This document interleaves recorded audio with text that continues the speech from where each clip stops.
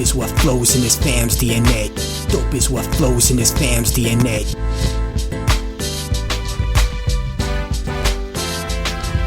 What's good, everybody? Welcome to Dope Interviews, brought to you by the mighty 19 Media Group. I'm your host, Warren Shaw, and in the virtual building today, I have a very, very, very special guest, somebody who I just recently met, but I've been so touched and inspired by her story. She's a pediatrician, she's a mom, she's an entrepreneur, a podcaster, lover of chocolate, and old school R&B, one of my favorite things. Dr. Nicole Rochester. Dr. Nicole, welcome to Dope Interviews. Thank you so much for joining me here today. Oh, thank you for having me, Warren. This is absolutely my pleasure. I'm so excited to kind of get into the variety of topics and the variety of things that you do to help yourself, help your community, and just be an overall truly dope individual. So I appreciate you being open to that. And a little disclosure for our fans and listeners: I met you at the most recent PodFest in Orlando. And I guess it was, for lack of a better phrase, the Black People Meetup. Yeah. And people were just kind of chatting and discussing kind of like what they do. And, as we were all kind of having those conversations and exchanging information, your story did stick out, for me and my group, for just how inspiring it was for what you were doing to getting into this podcasting space and your podcast, Your Next Chapter. So, Dr. Nicole, let's kind of start with that, and we'll see where the show and the interview kind of takes us. But it's your story to tell. So, can you describe to our fans and listeners what your next chapter is about? What you've utilized the term divine disruption, which I thought was like so amazing and poignant. But what does that mean to you in the formation of your podcast, Your Next Chapter? Well, thank you for having me again, Warren, and thank you for opening us up with that question. So I'm a newbie to the podcasting game. I launched my podcast in November of 2024, actually on my late mother's heavenly birthday.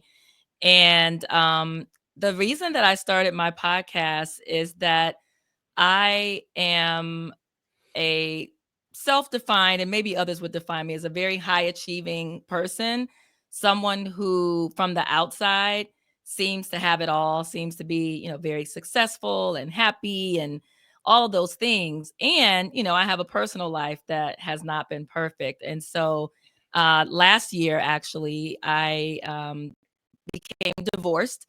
I filed in 2023. The divorce was finalized in 2024. After being married for 28 years and after being together for 36 years. So basically my entire adult life. I was 17, he was 18. And the reason that's important is that when you've been with someone that long, one, you think that, okay, it's going to be forever. I mean, I remember kind of saying, oh, we made it past 5 years. Oh, it's 10 years, 15, 20, 25. But two, you also believe that when you've known someone that long, that you actually know who they are. And without going into a lot of sordid details, in 2023, just a lot of very painful information came out about my former husband that literally left me with no choice but to file for divorce. And so that was a very earth-shattering, eye-opening experience. And as a Christian, it left me feeling, like, God, how did you allow this to happen? Why didn't you show this to me sooner? And just questioning everything, how did I get here? How did I miss all the signs? And again, going back to the high achiever, you mentioned I'm a pediatrician. So I'm struggling with this idea of how can I be so intelligent in my professional life and so quote unquote dumb. I mean, I don't use those words anymore, but those are the words I used when I found out, like, how could I be so dumb in my personal life? So it was really like a complete identity crisis and life crisis and come to Jesus moment all wrapped up in one. And I call it a divine disruption, Warren, because what it showed me, thankfully, very soon, I mean, early in my divorce journey, I started to see how this was going to be used for my good. I couldn't see the end result, but God was just showing me, like, I got you. This is going to be used for your good. This is going to be used for the good of others. And while I'm usually someone who's very private, I started sharing a little bit cryptically, But I started sharing on my personal social media page about just, I'm going through some things and just sharing things about betrayal. And people started reaching out, mostly women, but men too. And the deeper I got and the more transparent I got, every single time I posted, I would have multiple messages from people on Facebook or Instagram, or those who knew me would text me and share their own story. And these were, things that I didn't know about people. And they were saying, oh my gosh, I went through this too, but I didn't tell anybody. And I just started to see that me sharing, one, called my community into me, which was a huge part of my healing. And two, helped other people to see that, all of us go through some things. So that's a very long version of the story, or maybe it's a short version of the long story.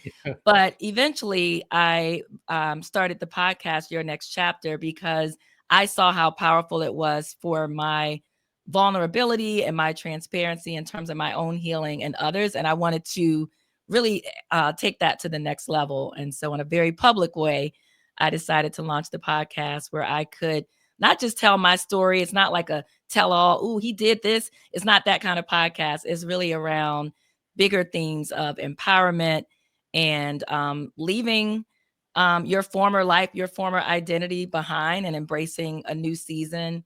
And saying yes to those divine disruptions that sometimes come to shake us up so that we can be our higher selves. Dr. Nicole, from what I've gathered, the show it's a hit. It is resonating with so many different types of people, but again, people who've been in, not necessarily, I want to say similar situations, but situations in essence that they can obviously resonate with. I wanted to ask you, and maybe it is a little personal, so to speak, but sometimes I guess you're given no choice. Like things were happening that you found out, like, hey, you know what? It doesn't even matter. Like at this point, you need to have the courage. Like there's just no way you can move forward, I guess, in that same path. But you have children and so forth. How has that been, trying to navigate that? And and are your kids supportive of your podcast and understanding in the way that you're doing it? Because yeah, that's still their dad as well too. But at the end of the day, you know what, you were in the right, and now you're moving on in a way that's positive and trying to help other people as a result of some of the some of the stuff that you had to experience. Yeah, I really appreciate that. They are definitely supportive. And in terms of the decision, like you said, I mean, it truly, like, this is like book worthy, movie worthy. Maybe one day it will be. So it really was not a situation where there was no part of me that could be like, oh, maybe we could work this out. That was the level of betrayal Wow. and deception. And like you said, I have two daughters. I'm very thankful, to be very transparent, that they are adults, because I cannot imagine, as hard as it has been to navigate the divorce, I cannot imagine having to navigate it with young children, minor children, having to deal with custody and, all of the things that go along with that. Because the podcast is not a, let's, Dr. Nicole bashes her ex-husband Right. podcast, and it's much more about the things that I have learned and continue to learn about myself, and the things that I believe will help others who are facing transitions, whether it's divorce, whether it's, you lost your job, whether you're facing a medical illness or disability. My daughters have been very supportive. In fact, they are on the podcast. They were That's featured cool. on an episode, and I had a very beautiful, transparent conversation with my daughters in episode 8, where we talked about the impact of divorce on them as Mhm. young adults. And I will say that even as a pediatrician and a mom, I don't think until I got divorced that I ever really appreciated the impact on older children. I have been trained to recognize the impact in little children, school age children, maybe even teenagers. But, my daughters are in their early to mid to late 20s. And and so we had a really good conversation where they were able to share how the divorce has impacted them, how our marriage, more importantly, they shared how my toxic marriage impacted them, and the Wow. things that they saw, and how it's influenced their own relationships and decisions that they've made. So I'm very thankful that my daughters are supportive. They're extremely supportive of me as their mom, and they thought it was great. I did talk to them, before I launched, to say like, hey, you all, this is what I'm thinking about doing. And they were like 100% like, yes, mom, That's do it. love. Yeah, that's love, Dr. Nicole. There's, I'll share a personal story. I think, for my side, my wife and her daughter, I'm a stepdad. And they've had some stuff. They've had some trauma that was not inflicted by each other, but happened to them. And just the aspect of needing to talk some of that stuff out, like you'd be surprised what one person is thinking, one person is kind of harboring. And if you just kind of get in the room and have the conversation, you can get to the other side of that. Right. And, I've been lucky enough to witness like they've always had a good relationship, but their relationship is sterling now because of Yeah. they've had some hard conversations. So I applaud you for doing that. And I don't want to say I think it's a thing, I mean, I was about to say it's a black thing, but there's sometimes families don't have the conversations they really need to have. There's a lot of secrecy and it Mhm. just causes so much more stress and strife. So, kudos to you and your daughters for having that conversation, working it out, and their continued support of what you're doing here with your next chapter. I just wanted to give you those flowers in that regard. Thank you. So one of the things that I also admire about it as well too, and we've kind of touched on this as well, is that this isn't something to go back and bash this dude or bash any dude, right? Like your show is the empowerment of women, but it doesn't mean the degradation of men. How have you struck that balance, right? Because it's very easy, a woman scorned is it can be a real situation. So how are you finding that balance with what you produce and even the guests that you bring on, as you're kind of like bringing up maybe some old memories for some of your guests? Oh, wow. Your questions are absolutely amazing. I think that, it really comes down to intention. I've been so incredibly intentional Mm, about this podcast. And because it was a spiritual download for me, it's not really my podcast. And I feel like I can't taint it by turning it into some type of like gossipy yeah. show, because I knew from the beginning that wasn't the intention. So while I will, I'll share little nuggets and I'll drop hints and things like that. And it's not that I'm hiding my emotions or how I feel, but I really don't want anyone to listen to the podcast and walk away feeling negative or angry or sad. We acknowledge that those are normal feelings when you're approaching divorce or other transitions in your life, but it's all about like, where do I go from now? How do I this happened to me. It also happened for me. And how do I make the best of it? And I am honored to say, Warren, that I have male listeners, not just a male Oh, listener that just checked in, but like male listeners that are listening every single week. I have younger individuals probably drawn in by my daughters. And then I have older individuals. I attend a very small church, and we have, I would say, a good number of like baby boomers, and they are listening. Some of them, they've never mm, listened to a podcast before, and my church and my pastor has been so supportive. So I just say that to say that the audience is very diverse, and I think that I don't know. It's not that I like, in terms of the guests, I don't have rules per se. And I don't say like, hey, don't say this. And I think most of my guests, if not all, have listened to at least a few episodes. And so I think they just get the vibe of the mhm. show. And they're just thankful to be able to share their experiences in their own voice in a way that will hopefully help someone else. So No, yeah, well, that's how we're it's moving. absolutely it's absolutely working, Dr. Nicole. When there's a psychology to interviewing, there's a psychology to podcasting as well for to make people feel safe in it, especially when you're talking about those types of topics that, again, hey, but I think that for the most part, you're meeting people on the other side of the trauma, right? So Yeah. they've overcome it. So they've had some time in essence to heal. So that also probably plays into some of the factors as well. To you're not like so bitter. It's like, oh, like it happened yesterday. If it happened Yeah. yesterday, it might be a different show, different conversation completely altogether, right? That's a really Um, good point. Yeah, that's true. yeah.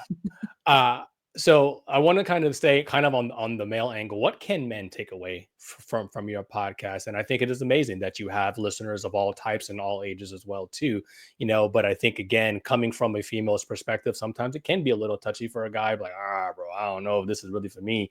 I was listening to your show, again, full disclosure, and then my wife came in, she's like, you're listening to that? I was like, well, I'm doing research, but she's also dope.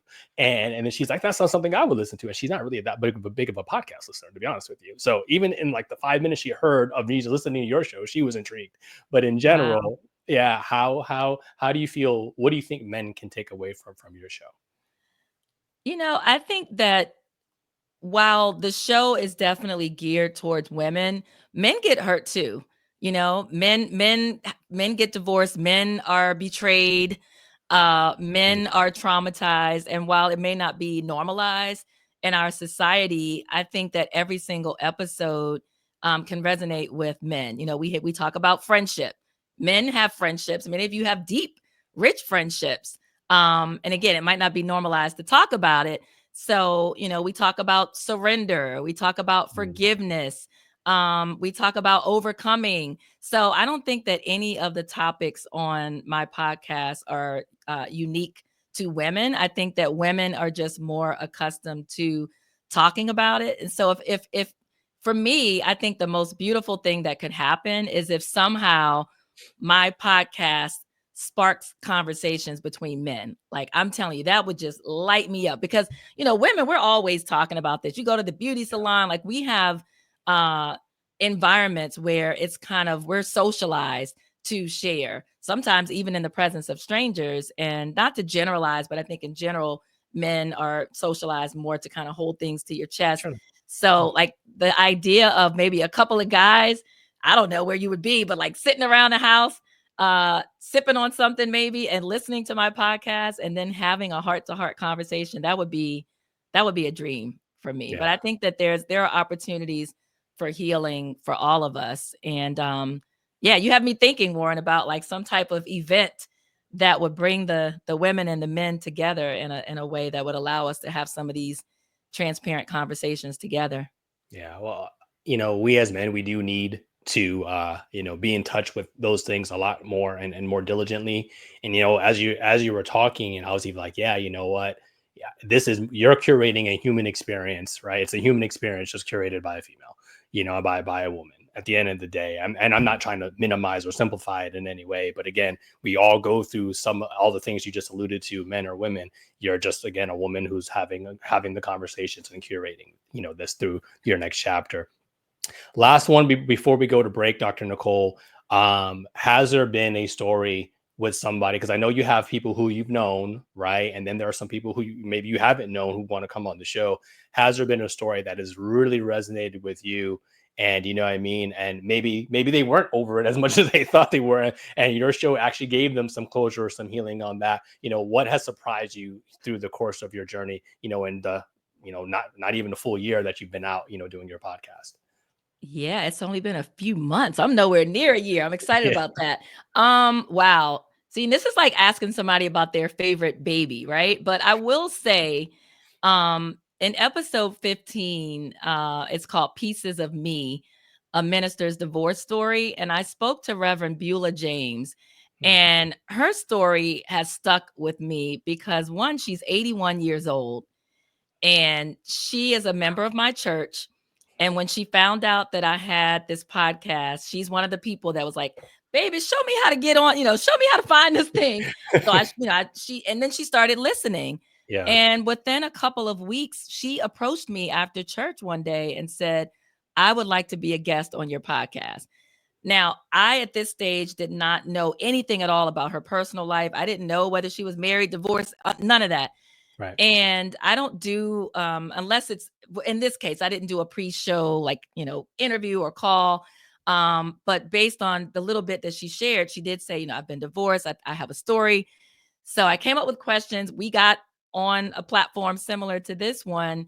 And Warren, my mouth, it's like she shared in such a deeply transparent way about her marriage. Basically, not to, I want people to listen to the episode, but I will say she is a minister who was married to an individual who basically had another family and wanted her to like be on board with this idea of like, he was transparent. Like, I have this other person and I have, we have children and you and I have children and I want you all to get along.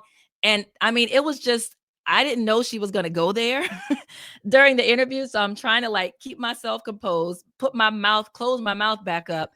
But I will say that so many people have reached out to me after her interview to tell me how it really just freed them. Like, if this minister can come forward on your podcast and tell people what she was going through and what she endured without fearing, her position, or how are people going to look at me in church the next day, then surely I can tell my story and I can walk in my truth. And so I'm just so honored and still blown away, honestly, that she felt so safe to share that, and that she was brave. And I think that's going to go down as one of my all-time favorites. That's love. That's love. And again, kudos to you for, making her feel safe and wanting to do that.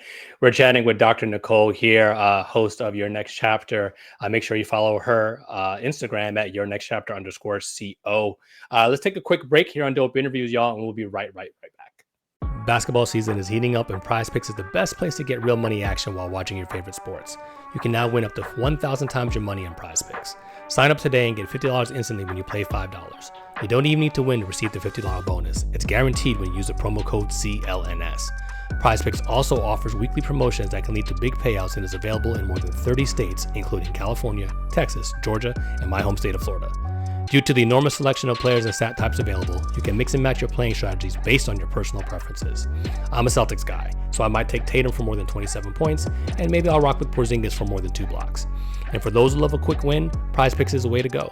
You can make your picks and submit your entry in less than 60 seconds. So what are you waiting for? Download the app today and use the code CLNS to get $50 instantly after you play your first $5 lineup. Remember, with PrizePicks, it's as simple as picking more or picking less. Again, that's promo code CLNS to get $50 after you play your first $5 lineup. PrizePicks, run your game. And we're back here on Dope Interviews, talking with Dr. Nicole. So as I started this podcast, this interview here today, I let y'all know that, yes, she's a podcaster, but she is doing so much more, in this space. And, as a true doctor and pediatrician, she has a platform where she is consulting and helping people in a way that I have yet to really see. And I can just say from my lens, we all could use a little guidance, when it comes to the healthcare space. There's a lot of things going on. And sometimes, like I'll tell Dr. Cole, I work in a university offline. And if you remember the old school movies, like, oh, go here, like you're sending a student like to 100 different places. That's a little bit what the healthcare thing is like. I think it's time. Go see this doctor. Oh, I don't know, get this referral. And you're just kind of like on the hamster wheel spinning around. So Dr. Nicole, your career has been deeply rooted in medicine and now advocacy. Can you talk to me a little bit about how your personal journey influenced your GPS doc, your consulting space, in essence, where you're helping a lot of people of color, I think primarily, but how did you get here? And can we talk a little bit about what that platform actually is? Sure. Thanks, Warren. Well, I will start by saying that I have wanted to be a pediatrician since I was like 8 years old and never wanted to be anything else. Once I decided, like, I'm going to be a doctor, I'm going to be a pediatrician. And the road to get here, of course, was quite long and arduous. And so I say that because that was my dream career. I loved it. I did most of my career working in the hospital. I also got a chance to teach. So I was teaching medical students and pediatric residents, which are like pediatricians in training. I also was the medical director. So I had some administrative roles. So I really had an amazing career, amazing job, loved what I did.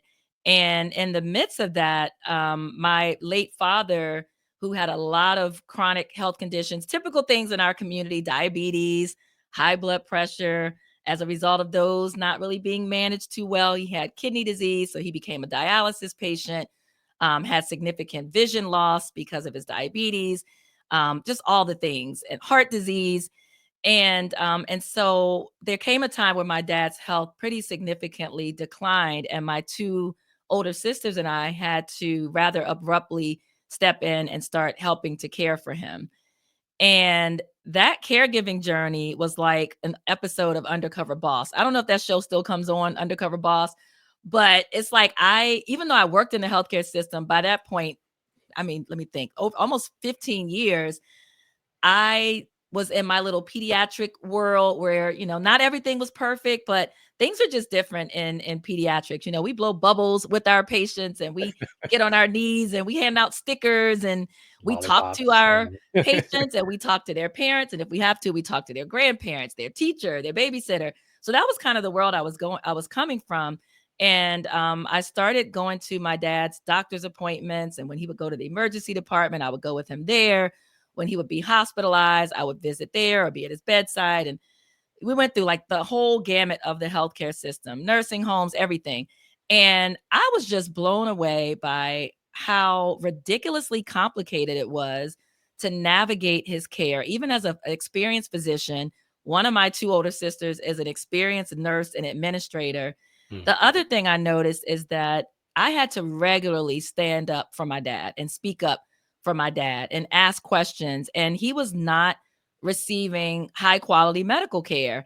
And I found that when I just showed up as his daughter, which is what I did for the first maybe couple of months, I was ignored. I was dismissed. People did not want to hear from me. And I get it because I am a doctor. I know that time is precious and all of that. But the way that I was treated, and even sometimes the way that he was treated, was really unacceptable. And one day I just got angry and I was like, I'm a physician. And Warren, you would have thought that it was like I had a VIP pass. Yep. They treated me differently. They started treating my dad differently. And even before that day, just me being a physician, knowing medicine, knowing hospitals and how they work, I saw that we had an advantage, that there was a privilege with that, and that there were situations that I was able to navigate for my dad. And after we would get through it, I would just sit and think, okay, if it was this hard for me as a doctor, like how much harder is it for people who have no idea how the healthcare system works? Or I would ask a question and maybe catch an error that was about to happen. And then I would say, okay, the only reason I even knew to ask that question is because I'm a physician. So 3 years later, unfortunately, he passed away. And even before he died, I was starting to get these like inklings, messages, deep feeling in my gut that there was something else I was supposed to be doing. And transparently, I ignored that for like 3 years because I was, like I said, I loved my job. And, it's a quote unquote steady paycheck and all the things, benefits. And I was getting these feelings like, wait, Nicole, you're supposed to be doing something else. And so I was like, God, I know you're not telling me to leave this good job that I love, that's supporting my family. But eventually I did start to explore what it would look like to advocate for strangers, for other people, the way I advocated for my dad. Turns out this was already a field that I didn't even know about called healthcare advocacy. And so essentially what I did in the early stages of Your GPS Doc is I basically showed up for clients, which, patients, but we call them clients, the way I showed up for my dad. And so I helped them understand their medical conditions, understand their treatment plan.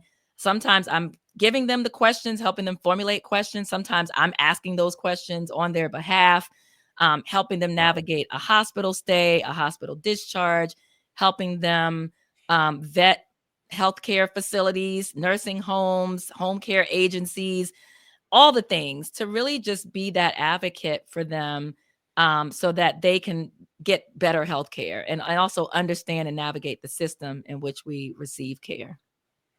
Well, what you've said there resonates and hits home for me again, because more recently, again, not to overshare, but my wife's grandmother has been having some medical issues.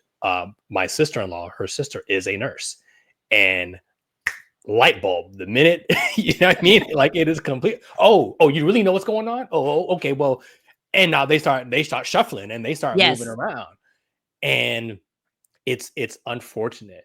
Why? I mean, because we're all human, we all need that same level of care and help. Why does it have to be different? Why do you act differently now that somebody who really knows can call you on your stuff? Now you're ready to provide what you need to provide. That is frightening. That is a Mhm. frightening statement. But I know, but for me to even know that that's happening, even in my own life, and thank God my sister-in-law is a nurse, but it is a wild situation. What do you think are some practical steps that healthcare professionals can or should be taking to provide better care to families and the patients of families? Well, For one, and this is definitely not to let anyone off the hook, because there are some bad apples out there, right? Every profession has some bad apples. But I do want to say, overwhelmingly, this is a systems problem and Hmm. not an individual healthcare provider problem. And I say that because what happens to well-meaning doctors, nurses, other healthcare professionals is that they enter this field with their hearts on their sleeve. They're like, I'm going to save the world. I'm going to Save help people. everybody. I'm going to heal people. And then they start practicing in this completely broken system where they are expected to see, 30, 40 patients in a day, in and out of exam rooms in 10 minutes or less. They're being held accountable for productivity as if this is some type of machinery plant. And they're also being responsible. They're being held responsible for tasks that have nothing to do with the direct care of patients. And so there's a lot of pressure, and this is where we end up. And so as a result, I've seen, and some of my own friends and colleagues, I've seen them go from like being excited about practicing medicine and caring for patients to being resentful about going to work each day. And then of course that shows in the care that is provided.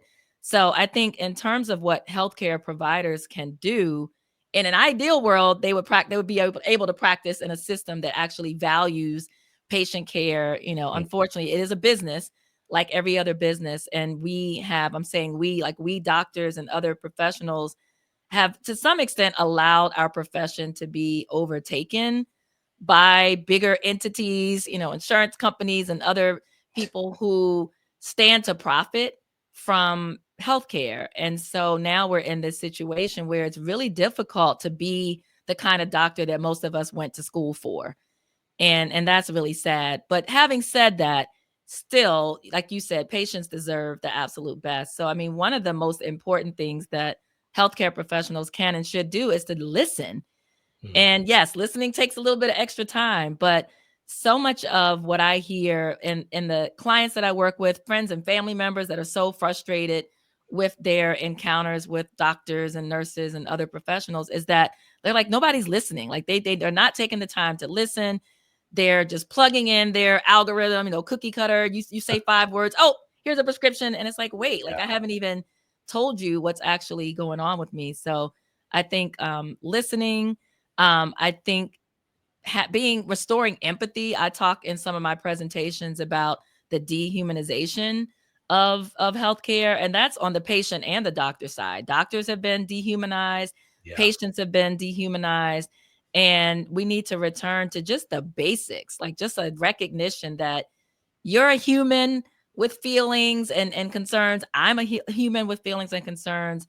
And how do we restore empathy so that we are not viewing each other as like transactions Hmm. on both ends? And that's like a very idealistic, like I have to roll my own eyes because it's how it should be. But frankly, I don't know how we get there at No, this point.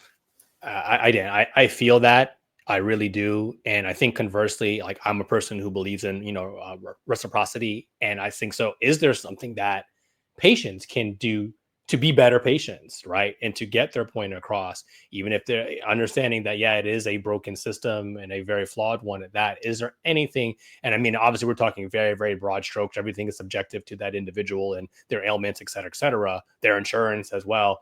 But is there anything you can think of, like, hey, as a patient, hey, these one or two or three things can maybe get you a little bit better level of service?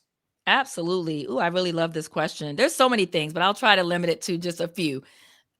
Patients can help their doctor and themselves if they really learn a little bit more about their medical conditions. And I know that it's hard, it may be difficult to do that. And I'm not saying to go, on the internet. I mean, there are some reputable WebMD. resources on the internet, but what I'm really saying is take some time to ask questions of your doctor. Even if they're rushing you in and out, you can force them. Force is maybe not the right word, but you can encourage your doctor, your healthcare professional to spend more time. So asking questions about, let's say you just got a new diagnosis. What does this mean? Like, what exactly is this? What are some of the symptoms? What should I expect? Or maybe they just gave you a new medication. Asking some questions about the medication. What are the side effects? What if I miss a dose? Do I double it up? These kind of things. Now, these are things that we should just be automatically telling our patients in that exam room. But unfortunately, these are the kind of things that often are lost in the interest of time. The other thing I would say is to take notes during doctor's appointments, because there's a lot sometimes that we're sharing, and it's not fair of us to expect you to remember all of that, especially if you've been given bad news. Once you hear that bad news, everything else is going in one ear and out the other, because you're now focusing on, this bad news. So taking a little piece of paper, or if you're like me, I take notes in my phone, or even better, bringing a loved one, a trusted friend or family member with you, and they can be the note taker, so that someone is taking notes and documenting the encounter, so that after you leave, when you're like, oh my gosh, what did Dr. Rochester say about that medicine? Or when am I supposed to come back? Or what's that test that I'm supposed to get? These are the things that used to frustrate me about my dad, Warren, because before I started going to his appointments, he would go to this really important appointment. And then, I'm the doctor. So I'm calling him, I'm nagging him like, hey, daddy, what did they say? Oh, there's I don't know, I have to take some test in a few weeks, and there's some pill. And I'm like, oh gosh. Yeah. So being more invested and Yeah. a little more knowledgeable is helpful. The other tip I'll give in terms of time is, a lot of times when you call to make appointments, the secretary or the person that's taking your call might just plug you into like a default 10-minute, 15-minute appointment. And so don't be clear about what you need and what's going on. And sometimes I'm not saying this is going to work every time, but you might be able to say, I have a lot of concerns to discuss today. I think I'm going to need longer than Mm, 10 or 15 minutes.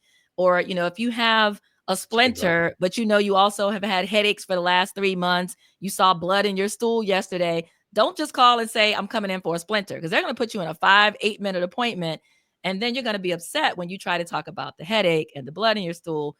So part of the ways that you can maybe get a more time with your doctor is to make sure that you're being transparent about the reason that you're coming, and sometimes even pushing back. And then the last thing I'll say is to speak up when you think that something's wrong. We've all had that experience where maybe it was us or a family member. It's like, that doesn't really seem right, or you feel like you're being blown off. And a lot of people would defer to the physician's judgment, because yes, we did go to school for most of our lives, but that doesn't mean that I know your body or your situation or your Right. mom's situation. And so this idea of trusting your gut and speaking up when something's wrong, and just asking more and more and more questions until you feel comfortable. Dr. Nicole, I think that's truly, truly expert advice. I think there's, from what I can gather, and I'll even speak from my own personal experience, I think sometimes there's like, oh, this is wrong. And you kind of want to hush hush. And maybe there's like, I don't want to, I'm not going to tell the receptionist, or, you know what I mean? I'll just wait till I talk to the doctor.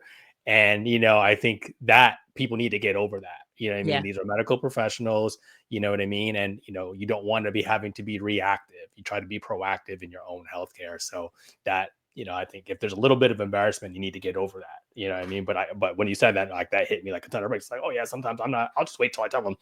Yeah. And I'm wondering, like, why is he rushing me out of here? I haven't seen you in 6 months. Right.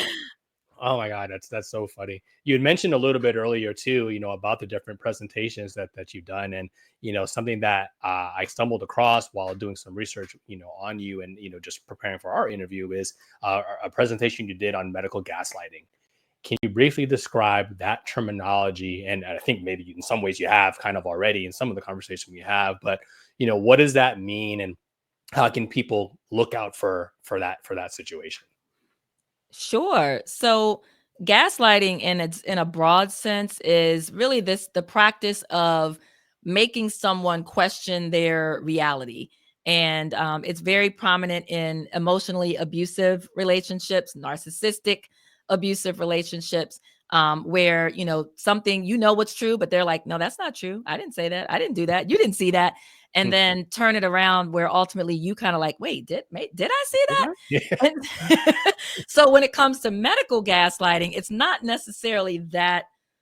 Oh, I don't even want to say obvious, because gaslighting in general is very it's very hard to spot. But in medical gaslighting, it is where a healthcare professional is causing you or making you rethink or question the reality of your illness. They may be dismissive about the symptoms. They may chalk it up to something else. So as an example, people, but specifically women who are overweight or who have obesity, they are often told, oh, no matter what they go to the doctor for, oh, you just need to lose weight. Like everything. My arm hurts. Oh, you just need to lose weight. I'm having headaches. Oh, yeah, you just need to lose weight. So that's part of medical gaslighting. And the statistics show that not everyone is subject to this, but women are definitely more likely to experience this, as well as people of color, as well as members of the LGBTQ plus community, those with disabilities, physical disabilities, emotional or cognitive disabilities, really the marginalized, like those that are already out here struggling to get great health care are the ones that are most likely to be subjected to gaslighting. Before we close this topic and go to our last break, Dr. Nicole, your services are provided primarily in the DMV area. Do you have a team working with you now, or is it kind of, I want to say just you, because obviously you are a lot, but what I mean? How can you expand this consultation, this help, because it's obviously needed a lot outside of like that area? Is it something that other people can kind of tap into for you, or maybe others like you who are doing any type of work like this? Great question. So I am physically located in the DMV, but the work that I do is not limited by geography, because 99% of it can be done via, phone calls, Zoom calls, emails. So I've helped clients really across the entire country. Currently, I am not taking new clients because I have so many other projects and things going on, but stay tuned, because you mentioned a team. I am planning to expand. Your GPS doc will be expanding later in 2025 so that I can begin to take on more clients again.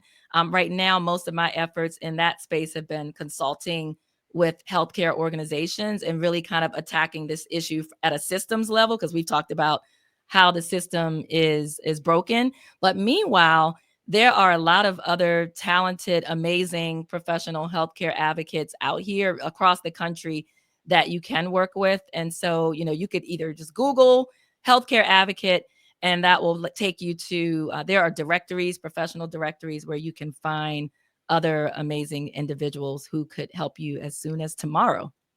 Okay. Well, 19 Media Group would love to invest in whatever. If this becomes publicly traded or something, I got to get down, because just even not for the money, honestly, not for the money, for the righteousness of what the work really is. We'd love to help kind of spread the word here. We're chatting with Dr. Nicole Rochester. Make sure you follow her at yournextchapter_CO. We'll be back here on Dope Interviews for the last segment with the great Dr. Nicole. And we're back here on Dope Interviews with Dr. Nicole. So before we close out, want to get into a couple of fun things. And as a lover of R&B, I just have to ask, what role has music in general played in your healing journey, and your transformation even now at your current stage?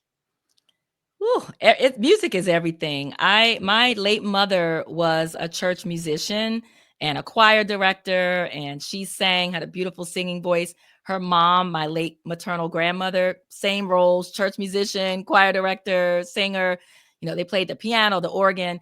And then my dad, he did play in his high school band. So, but by the time I came along, he wasn't playing music he wasn't playing an instrument, but he loved music. And there was always Motown and all kinds of things in our house, albums, like actual vinyl. So from a child, music has been such an important part of my life. And it's always been part of my healing journey, even before the divorce. When I've experienced the loss of both of my parents, I turned to music. And so it was one of the first things that I turned to, other than prayer, when I began my divorce journey. And I just think, music it sounds cliche, but it really is a universal language. Yeah. And for me, music brings up memories, some sad, some happy, but you can hear a song and be like, oh man, I remember exactly where I was, or exactly what I was doing when that song came out. But I know that it can be so transformative. And so that's why it's incorporated in my intro for my podcast. And so far, as of today, as of this recording, all of my episodes, the title is either the title of a song or a lyric from a song. And I just love how I've been able to keep that tradition going. So yeah, I think music is something that, we listen to music when we're happy, we listen to music when we're sad. And for me, it's like it's my go-to. It's almost better than therapy. I hear that. Almost. I hear that. I hear that. Yeah, man. I remember the summer of '93. There's some songs that'll definitely take me back. Trust me. I know it was a rough summer. It was a rough summer for your boy. If you had to pick, right, an R&B playlist for your next chapter, can you give me maybe a handful of songs that kind of come to mind, and that would absolutely have to be on it? Oh man. Okay. Yes. So, well, episode 1 is called Testimony. So I say R&B, but I have to throw in some gospel because Some I'm a gospel God too. Yes, girl. yes. So Testimony by Anthony Brown and Group Therapy. Mm. I'll name some artists. It's hard for me sometimes to think of songs, but like Luther Vandross, he hasn't made it on the podcast yet, but he's coming. Did He's you coming in an watch his upcoming. documentary? Oh my gosh, it was amazing. Yes, It it was so was good. I've watched it so many times. Yeah, it's so good. Yeah, I love Luther Vandross. So he'll be on his one of his songs will be featured on the podcast soon. Luther Vandross, Erykah Badu, Jill Scott, Cleo Soul. This is somebody I was not familiar with. Cleo Soul. My 24-year-old daughter turned me on to her, and we used one of the titles is named after her. But now I've been listening to her music, and I'm like, oh wow, she's really talented. So I don't know. There's so many. There's so many. But I would say, Mary J. Blige. Who else? Married with the Bop or Married Now? Old school Mary. I'm actually going Mary. to see Mary. I'm going to see Mary in a couple of weeks. So I'm excited about that. I've never seen her in concert. Really? But I would say, this will be my first time ever.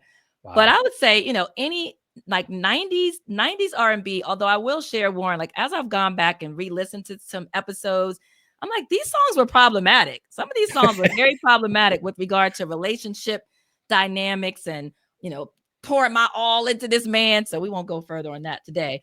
But the 90s R&B, but I enjoy the 80s. I'll go back to the 70s, even the 60s. R&B music is a storytelling music. It is. It's a whole vibe. It's a whole culture.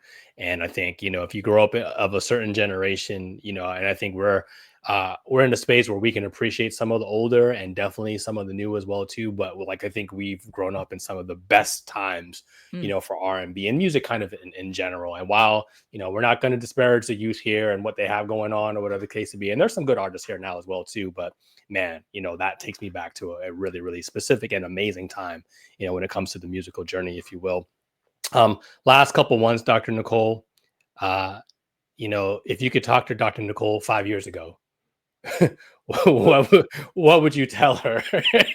Watch out, girl. Like, no. what would you say? If I could talk to Dr. Nicole 5 years ago, I would have said, wake up, trust your gut, and get ready. Yeah. And get ready, not just in the negative, like get ready for this, what's to come, but get ready for an amazing new season of your life. Yeah. I think that's poignant. Makes a lot of sense. And, again, hindsight is often 2020. But I love the fact that, you're in a space where you're not, I don't know, reminiscing in a way. It's like, I should have seen and I should have known, and it doesn't matter. You're going with the information and that you have now and making the best choices and decisions for yourself and helping people along the way, which is in its own self is, helping you, I think, to a certain degree as well too. Last one, Dr. Nicole, and you've kind of touched on, maybe some expansion here with your GPS doc, but future projects that you can share. I know you have some stuff that you got to keep under the hood. Can't let everybody know exactly just yet how you're moving, but anything else that you can share in terms of that, and how can people really, really get down with what you have going on and all the great work you're doing across the very various myriad of spaces. Thank you. I would say, I guess I'll split it with the two companies. So with your GPS doc, as I alluded to, there will be a team of healthcare advocates, helping individuals understand and navigate the healthcare system. I do a lot of work in the health equity space.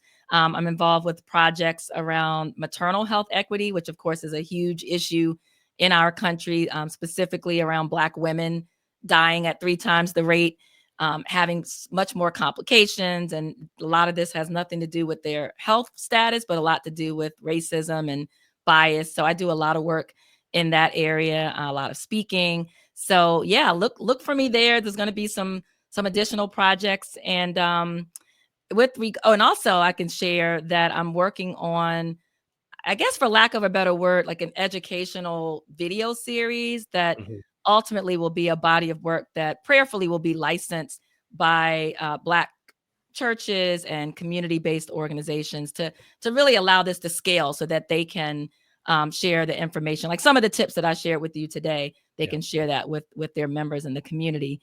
And then on the Your Next Chapter side, the podcast is growing rapidly. We are preparing for an in-person event. We had a virtual Galentine's Day event that was phenomenal. And we are preparing for an in-person event in June, and really just curating these very intimate experiences where people can come together and have transparent conversations and heal together while eating good food and maybe sipping Yes. on some good wine or water. So yeah, I'm really looking forward to what 2025 has to offer.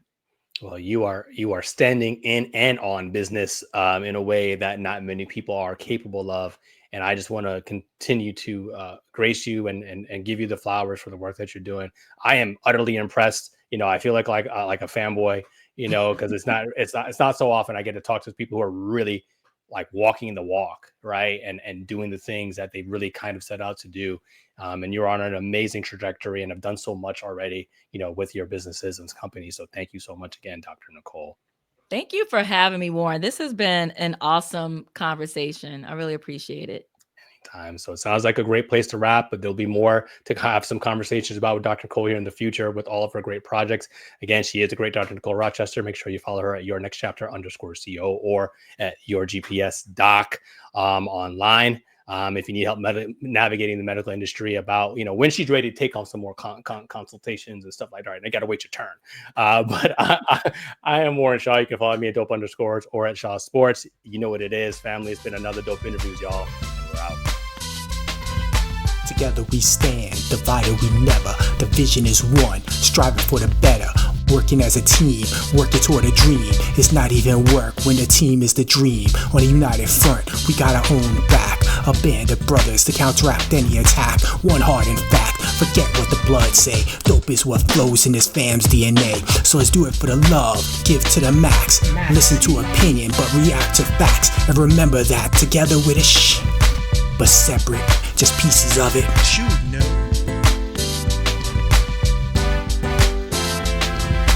Dope is what flows in this fam's DNA. Dope is what flows in this fam's DNA.